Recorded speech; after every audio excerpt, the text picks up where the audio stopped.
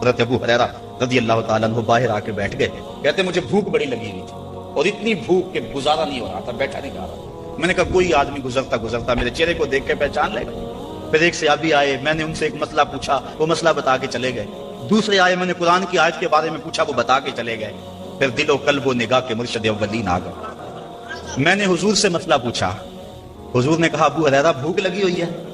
میں نے کہا ہاں حضور بھوک لگی ہے. پوچھا مسئلہ, آقا کہ میں بھوک لگی ہے. ہاں حضور بھوک لگی ہے. مسئلہ ہی یہی تھا.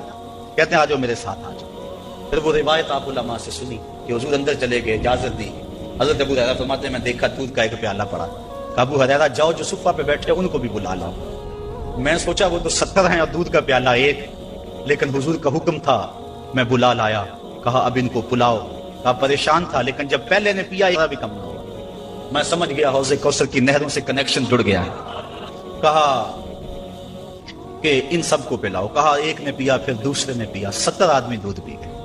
اللہ اعلیٰ فرماتے ہیں ہاں جناب ابو ہریرہ کیسا تھا وہ جام شیر جس سے 70 سال کا دودھ سے منہ بھر گیا. اللہ اکبر. کہتے ہیں پھر حضور نے مجھے پلایا, کہا اور پیو اور پیو, حتیٰ کہ میں شراب لو. حضور آپ نہیں پیا چاہتا. پھر آقا کریم وہ پیالہ لیا. استاد مکرم فرمایا کرتے تھے یہ تو دیکھتے ہو کہ ایک دودھ کا پیالہ 70 کے لیے کافی ہو گیا, یہ بھی تو دیکھو کونین کا سردار اور 70 کا جوٹا پی رہا. اس پہلو پہ بھی ذرا نظر جائے. اللہ اکبر. تو کہا محبوب تم تو جانتے ہو ان کے چہروں سے, اللہ اکبر, کہ وہ لوگوں سے سوال نہیں کرتے. لا یسألون الناس الحافا, وہ لوگوں سے لپٹ کر سوال نہیں کرتے, بڑے خوددار ہوتے ہیں. عموماً ایسے لوگوں کی تلاش بڑی ضروری ہے کہ جو لوگوں سے سوال نہیں کرتے. ورنہ ہم نے دیکھا ہے کہ جو لوگ مانگنے والے ہیں, سوال کرنے والے ہیں, وہ تو لاکھوں روپے جمع کر لیتے ہیں, اور جو بیچارے عزت نفس کا لحاظ رکھنے والے ہوتے ہیں ان تک کوئی بھی نہیں پہنچتا. آپ دیکھ لیں, اپنے معاشرے کے اندر سروے کر کے دیکھ لیں. یہ ہماری ذمہ داری ہے محروم تک بھی پہنچنا اور سائل تک بھی پہنچنا. اور یہ بات ذہن میں رکھیں کہ سوال کرنا یہ مومن کی شان نہیں ہے. بلکہ حضرت سیدنا صدیق اکبر جا رہے تھے تو آپ کا کوڑا گر گیا, گھوڑے سے اترے اور نیچے سے اٹھایا اور پھر بیٹھے. خادم نے عرض کی حضور آپ فرما دیتے میں اٹھا کے دے دیتا. کہا حضور نے سوال کرنے سے منع کیا, اس لیے میں نہیں سوال کرنے کی ہمت رکھتا. یہاں تک جو ہے وہ ہمارے جو ہے وہ اسلاف جو بزرگ جو ہیں صحابہ اس کا خیال رکھتے تھے. کچھ اعمال ایسے ہیں کہ ان کا سلسلہ ختم ہی نہیں ہوتا. ان میں سے ایک صدقہ جاریہ ہے, اور ایک حدیث میں اس صدقہ جاریہ کی تفصیل موجود ہے. جیسے کسی نے مسجد بنائی, کسی نے نہر کھدوائی, کسی نے کنواں کھدوا دیا, کسی نے قرآن مجید کو لوگوں تک پہنچا دیا, علم کی نشر و توبیع کی. تو یہ وہ اعمال ہیں جو صدقہ جاریہ کی صورت میں ہیں اور یہ ختم نہیں ہوتے. مجھے اور آپ کو صدقہ کی مختلف صورتیں کو اختیار کرنی چاہیے. کھانا کھلانا بھی صدقہ ہے, لباس پہنانا بھی صدقہ ہے, حتیٰ کہ جو کمائی کر کے تم بیوی کے منہ میں رکھتے ہو وہ بھی صدقہ ہے. اپنے بچوں پر جو خرچ کرتے ہو وہ بھی صدقہ ہے. تم نے کھیتی لگائی اور چڑیاں آ کر کے دانے چگ گئیں, اللہ وہ بھی صدقے کے کھاتے میں دیتا ہے. اللہ اکبر. تو صدقے کا بہت وسیع مفہوم ہے, کچھ دینے کے لیے نہیں ہے. کلمۃ طیبہ, اچھی بات کر دینا, یہ بھی صدقہ ہے. راستے میں پڑی ہوئی چیز کو اٹھا دینا, اس کو بھی کہا چھوٹی نیکی نہ سمجھنا. تو مختلف صدقے کی صورتیں ہیں, سب ہمیں ادا کرنی چاہیے.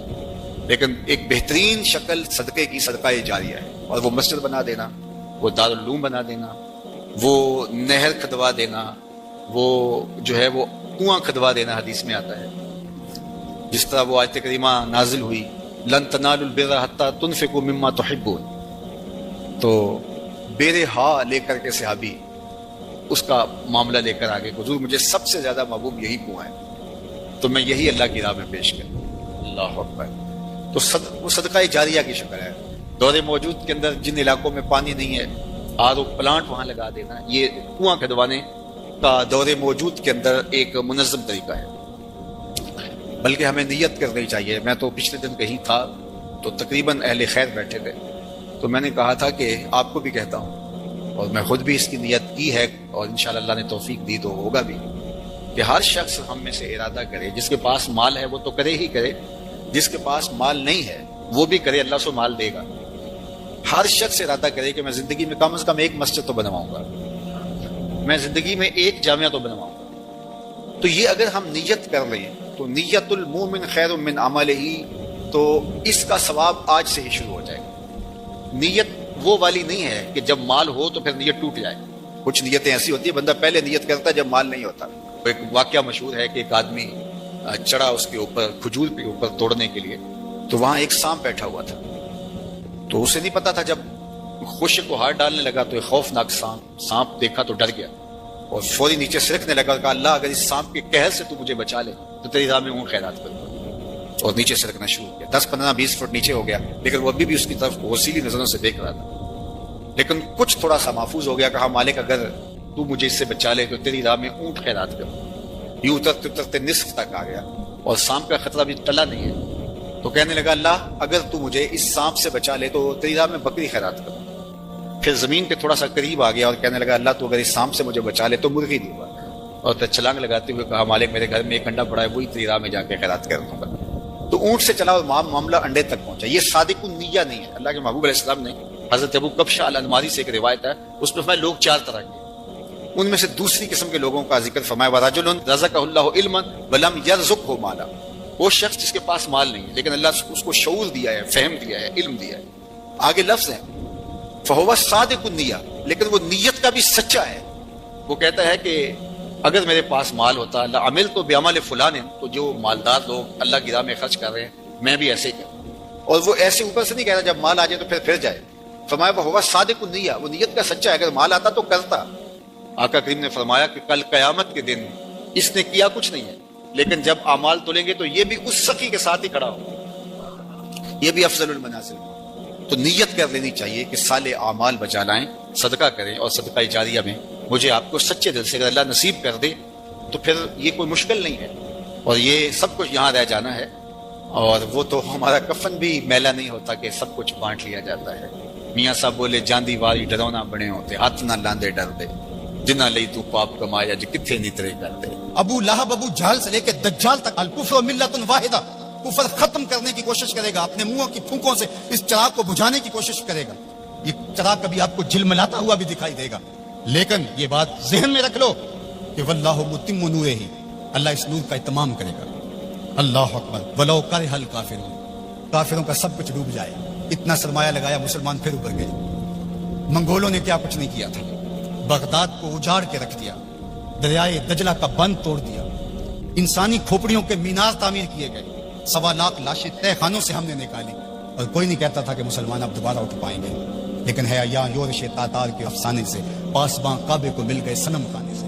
ان اللہ یؤید ھذا الدین بید الرجل الفاجر، اللہ برے لوگوں سے بھی اس دین کا کام لے لیتا ہے. واللہ متم نورہ، وہ اس نور کو ہر صورت میں پورا کر کے دکھائے گا. یقین کا چراغ ہمارے ہاتھ میں تما دیا.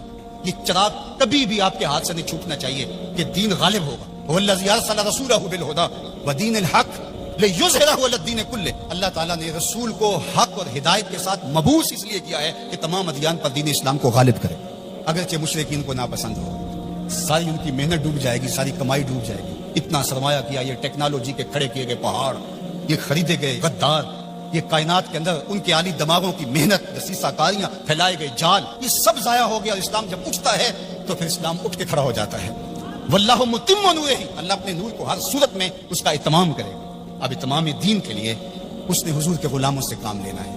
آپ آئے ہو، دھوپ میں بھی بیٹھے ہو، آج عہد کر کے جاؤ کہ ہم اتمام دین کی تحریک میں عملاً شریک ہوں گے. اللہ اکبر. اور وہ کس طرح ہوگا؟ اللہ اور اس کے رسول کے ساتھ ہمارا تعلق اگر مضبوط ہوتا ہے تو اتمام دین ہوگا. پہلی بات ذہن میں رکھ لیجئے گا، دین کبھی بھی مغلوب نہیں ہوا، دین غالب رہا. دلائل و براہین کی روشنی میں دین ہمیشہ غالب تھا. سیاسی طور پہ ہم مغلوب ہوئے اور ٹیکنالوجی میں ہم مغلوب ہوئے، مختلف جگہوں پہ مختلف ذرائع میں ہم مغلوب ہوئے، لیکن اپنی فطری صداقت کے اعتبار سے دین کبھی مغلوب نہیں ہوا. دیگر عنوانات سے ہماری مغلوبیت. اسلام اپنے فطری مزاج کے ساتھ غالب ہے. اللہ اور اس کے رسول کے ساتھ ہمارا تعلق مضبوط ہونا چاہیے، سطحی نہیں ہونا چاہیے. ہمارا تعلق مضبوط ہونا چاہیے. ہماری محبت نعروں تک محدود نہیں ہونی چاہیے. ہماری محبت صرف ہمارے لباس اور ہماری وضاقتہ تک محدود نہیں ہونی چاہیے، بلکہ محبت رسول کا تقاضا یہ ہے کہ ہماری روحیں بھی حضور کی غلام ہونی چاہیے، ہمارا جسم بھی حضور کا غلام. ہمارا طرز زندگی، انداز معاشرت، اٹھنا بیٹھنا، رویے، شادی بیاہ، مرگ، سب کچھ حضور کی غلامی کے سانچے میں ڈلی. دوسرا کام آپ نے جو کرنا ہے وہ کتاب اللہ سے رب مضبوط کرنا ہے. جتنا مضبوط رب قرآن سے قائم ہوگا امت اوپر چلی جائے گی. صرف نعروں سے نہیں، صرف باتوں سے نہیں، میری گفتگو سے نہیں، اس اجتماع سے نہیں، آپ نے قرآن سے اپنے رب کو مضبوط کرنا ہے. کوئی دن آپ کا نہ گزرے قرآن کے بغیر. ہم اپنے ابلاغ کو مؤثر بنائیں اور یہ صرف مبلغین کے لیے ہی نہیں ہے، یہ ہر شخص ذمہ دار ہے کہ وہ حضور کے دین کے میسج کو آگے منتقل کرے۔ مؤثر تبلیغ کا انداز ہوگا تو اثر انداز ہوگا، اگر تبلیغ کا انداز مؤثر نہیں ہے تو وہ الٹا نقصان کا سبب ہوگا۔ اخلاق و کردار کی خوبصورتی ہر صورت کے اندر اس امت کو حاصل کرنی ہوگی۔ امت گر جائے، امت عروج پہ ہو، جس صورت کے اندر بھی ہے، اپنی گفتگو کو، اپنے طرز زندگی کو، اپنے انداز معاشرت کو خوبصورت رکھیں گے اور ہمارا کردار بتائے گا کہ ہم حضور کے غلام ہیں، تو ہم چاہے ایک ہی فرد ہوں گے تو اس پیغام کو لے کر آگے بڑھ جائیں گے، لیکن لاکھوں بھی ہوں گے لیکن بدتمیز ہوں گے کردار کے اعتبار سے، رویوں کے اعتبار سے، اخلاقیات کے اعتبار سے، تو پھر کچھ بھی نہیں ہوگا، ہم ایک جھاگ کی طرح ہوں گے۔ تعلیم کا نظم امتوں کو کھڑا کرتا ہے اور تعلیم کے ذریعے سے قومیں آگے بڑھتی ہیں، اور جہالت ہی قوموں کی بربادی کا سبب اور ذریعہ ہوتا ہے۔ اسی لیے دعوت المصطفیٰ نے اس سیکٹر کے اندر خاص طور پہ اپنے کام کو آگے بڑھانے کا آغاز کیا ہے، اس لیے کہ منبر و محراب کو اگر صالح افراد نصیب ہو جائیں جو دین کی روح کے مطابق ان تک پیغام پہنچا سکے تو یہ امت کھڑا ہوتے ہوئے دیر نہیں لگے گی۔ اسی طرح دوسرا کردار والدین کا ہے، تیسرا کردار معلمین کا ہے۔ امت سازی کے عمل میں یہ تین کردار انتہائی اہم ہیں، اور چوتھا کردار دور موجود کے اندر میڈیا کا ہے، جس سے ہم سر دست کوئی توقع نہیں رکھ سکتے، لیکن یہ تین کردار جو ہیں یہ انتہائی اہم ہیں، ان کرداروں کو ہمیں سنبھالنا پڑے گا۔ غلبہ دین کا شوق جنون کی حد تک ہمارے سینے میں موجود ہونا چاہیے، لیکن یہ بات ذہن میں رکھے کہ اگر ہم یہ نہیں کر پاتے تو ہمارے ذمے نہیں ہے، ہمارے ذمے جو ہے وہ کوشش اور محنت کرنا ہے۔ جب انسان یہ طے کر لیتا ہے کہ یہ میں نے کرنا ہی کرنا ہے اور وہ نہیں ہو پاتا تو وہ مایوس ہو جاتا ہے۔ اس لیے غلبہ اگر ہو جاتا ہے تو یہ بہت اچھی بات ہے، بلکہ میں نے یہ بات کئی دفعہ کہی ہے کہ ہمارا کام صفیں سیدھی کرنا ہے، اللہ امام کو بھیج دے گا، لیکن خود اگر ہم کہیں کہ ہم امام بن کے بھی ہم نے بیٹھنا ہے تو پھر گھر کا راستہ بھول گئے، ہم گھر جانے کی جلدی میں پھر ہم راستہ بھول جائیں گے۔ ادارت المصطفیٰ ایک مربوط فکر کا نام ہے، اس کے طے شدہ اہداف ہیں، لیکن یہ بات ذہن میں رکھیے گا کہ ہم ایک طوفان سینے میں رکھنے کے باوجود ایسی جلد بازی کبھی نہیں کریں گے جس سے ہمارا راستہ کھوٹا ہو جائے۔ ہم سمجھتے ہیں، اور اس وقت جو دکھ پھیلے ہوئے ہیں، امت جس درد میں مبتلا ہے، ایک وقت تھا اس زمانے میں ہم بھی کہتے تھے کوئی شہر دے لوگ بھی ظالم نے، کوئی سانو مرن کا شوق بھی ہے، وہ شوق فراواں مرنے کا سینے میں موجود ہے، لیکن آج میں یہ بھی کہنا چاہوں گا کہ اے اشک آہستہ بریز کہ غم زیادہ است، اے آنسو ہولے ہولے برسو غم زیادہ ہے، اے شمع آہستہ بسوز کہ شب دراز است۔ رات بہت لمبی ہے، رات بہت تاریک ہے، اس شمع کو بچا بچا کے جلانا ہے، کہیں بجھ نہ جائے یہ چراغ اور بات آدھی رات اندھیرے میں ڈوب جائے۔ اگر تم چراغ ہدایت ہو، اگر تمہارے دم سے اجالے ہیں، اگر تمہاری وجہ سے اللہ کی مخلوق خیر کی راہوں کو اختیار کر رہی ہے، اگر تم امت کی ضروریات کو سمجھنے کی صلاحیت رکھتے ہو تو پھر ہولی ہولی جلو، اس لیے کہ شب دراز است، رات بہت لمبی ہے، اس لیے ہولے ہولے آہستہ آہستہ منزل کی طرف بڑھتے جاؤ۔ ہاں اٹھنے والا قدم رہے منزل کی طرف، چونٹی کی چال پہ بھی چلو گے تو منزل پہ پہنچ جاؤ گے۔ امت کے تصور کو ہمیشہ اجاگر رکھنا، حضور کی امت بن کے رہنا۔ آپ اپنی شناخت کو، آپ کی علاقائی شناخت ہے، آپ کی مسلکی شناخت ہے، آپ کی خاندانی شناخت ہے، آپ کی جو بھی شناختیں ہیں ان شناختوں کو باقی رکھو۔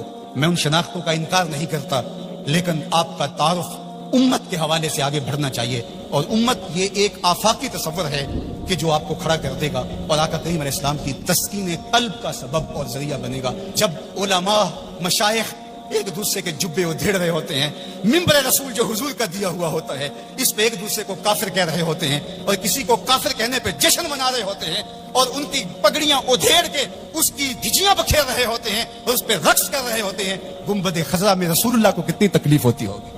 تو اس لیے امت بن کے رہو، بکھر کے نہ رہنا۔ سیاسی شعور اچھی طرح سے آپ کے اندر ہونا چاہیے۔ ہم انتخابی سیاست سے گریز اس لیے کرتے ہیں کہ اس کا نتیجہ ہماری آنکھوں کے سامنے ہے کہ 70 سال میں کچھ نہیں ملا، تو آئندہ ہم جو میسر ہے وہ ہم جو کر رہے ہیں وہ بھی کیوں چھوڑ بیٹھیں۔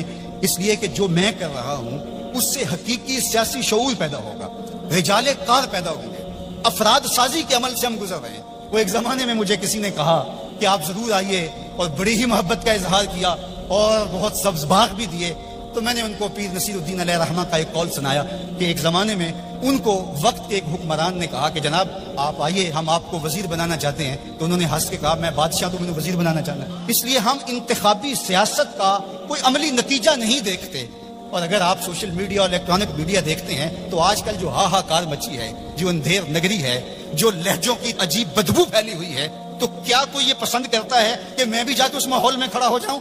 اور اگر کوئی کہتا ہے نہیں جناب آپ صاف سیاست کیجئے، تو میاں یہ صاف سیاست کا تو ماحول پیدا کر رہے ہیں، یہ رجال کار ہی تو پیدا کر رہے ہیں۔ باقی یہ آرزو کہ آپ آئیں، میاں میری یہ آرزو نہیں ہے کہ میں آؤں، وہ ماحول پیدا کرنا چاہتا ہوں کہ کوئی آئے، اس کے لیے کوئی بنیادیں تو کھود جائے، کوئی راستے کے اندر سے پتھر تو ہٹا دے۔ سب نے یہ کہا کہ میں آؤں گا، لیکن راستے کے اندر پتھر پڑے تھے۔ ہمارا مشن ان پتھروں کو ہٹانا ہے، راستے ہموار کرنا ہے، اور ہم نے دیر تک اس کام کی طرف جانا ہے۔ اے شمع آہستہ بسوز کہ شب دراز است، اے اشک آہستہ بریز کہ غم زیاد است، سینوں میں طوفان ہے، کل بھی کل مرجل، میرا سینہ جل رہا ہے ہنڈیوں کی طرح، میرا بھی جی چاہتا کسی دیوار سے ٹکرا جاؤں۔ ان حالات میں کیا کوئی دیکھ سکتا ہے کہ رسول اللہ کی امت کاٹی جا رہی ہو، بچے ذبح کیے جا رہے ہو فلسطین میں، کشمیر میں، لیکن کیا اس کا علاج میرے پاس سیاست کے میدان میں چھلانگ لگا دینی ہے جہاں ٹانگیں تڑوا بیٹھوں اور جو میسر ہے وہ بھی نہ کر سکوں؟ میں جو کرتا ہوں میں شعوری طور پہ کھڑا ہوں، میں جہاں کھڑا ہوں دلیل سے کھڑا ہوں، میں جہاں کھڑا ہوں میں پورے تیقن کے ساتھ کھڑا ہوں، منزل اور ہدف میری نگاہوں کے سامنے ہے، میں آہستہ آہستہ بڑھتا چلا جاتا ہوں، لیکن منزل کی طرف میری سیدھ ہے۔ ہمارا نرم رو قاصد پیام زندگی لایا۔